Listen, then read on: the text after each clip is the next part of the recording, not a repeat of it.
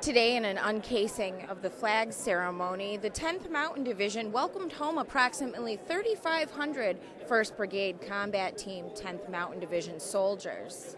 Well, it feels great to be home. It's especially rewarding to be able to see our wounded warriors that left, that have now returned here, and they're here today to meet with their teammates as well as the families of our fallen, the Gold Star families. I think you need to remember we went in where there really was very little U.S. presence. The conditions were very austere initially. I mean, we left it much better, but there were many soldiers who went through a hot Afghan summer with very limited air conditioning, poor hygiene facilities, and people have a new relationship with a porta-john.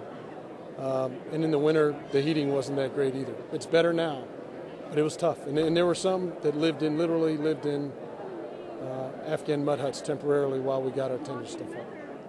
After the encasing of the brigade flags, many soldiers spoke of a sense of family and those who were injured during their deployment reuniting with their brothers. It feels fantastic to be home. I was injured in Afghanistan on the 30th of October and just got assigned back up here to Fort Drum to the WTU last week. Sergeant Meyer suffered closed injuries to the head and spine during his deployment. He was sent back to the States after his injuries. I don't really remember the first couple of months after I was injured. I had a lot of closed injuries to the head and to the spine. When I got to the point where I could realize that I was home before all my guys, it hurt more than being injured itself. There was nothing worse than being away from my brothers. According to Colonel Burleson, 138 soldiers with the 1st Brigade Combat Team were injured during the course of their deployment. 7 of those injured suffered from second injuries. Sergeant Meyer will be using the new physical therapy pool on Fort Drum to aid in his recovery.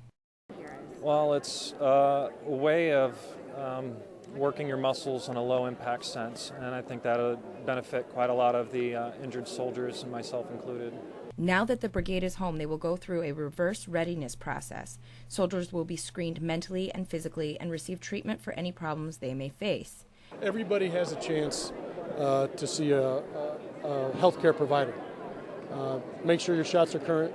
Make sure you got all the medical treatment that you need.